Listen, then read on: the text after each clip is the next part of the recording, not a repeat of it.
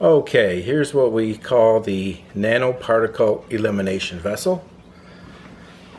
This is the 5-gallon bucket wound with about 90 turns of 14 gauge wire. You can use 12 gauge or whatever you like, but 14 seems to work okay. 12 is okay. This is the power supply for it. Here's the connectors in the back. There's a fuse and a fan for cooling. These are the plugs that go to the pail. Okay, I'll leave those out for now.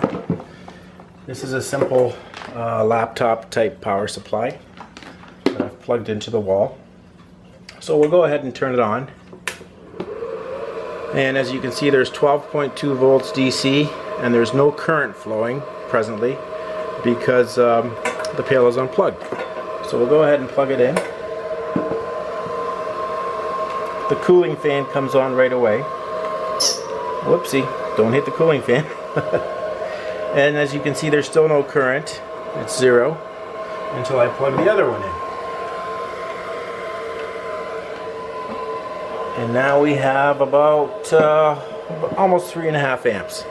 The voltage dropped a little bit because of the resistance of the windings, the coil windings, and also there is a current limiting resistor in here. It's about 50 watts. I'll show you the insides of it in another video. This is for future use. This is a potentiometer. It's like think of it as a volume control, and it's going to pulse the coil with DC voltage and current depending on where you set the dial to. So minimum, I think we'll set it, we'll put the circuit in to be down around, I think it's about 1/4 of a hertz, and then maximum probably somewhere around 20 hertz or so. So the middle will be right around the Schumann resonance frequency, which is 7.4 something hertz, something like that. Anyways, that's the nanoparticle elimination vessel. We're going to have other models available that don't have the voltage and current meters, but they will all come with the on-off switch, the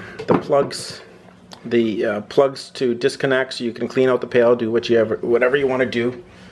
There's a fuse built in here, or connected in here, so obviously if I try to turn it on now, we get nothing. Put the fuse back in. And away she goes. Whoops, if I can get the fuse to stay in. Come on, fuse. There we go. Okay, and like I said, if I unplug one of the leads from the bucket, you'll see the current drops down. The voltage goes up a little bit because the coil windings are not in the circuit now, nor is the current limiting resistor. Plug it back in again. And there you have it. Thanks for watching.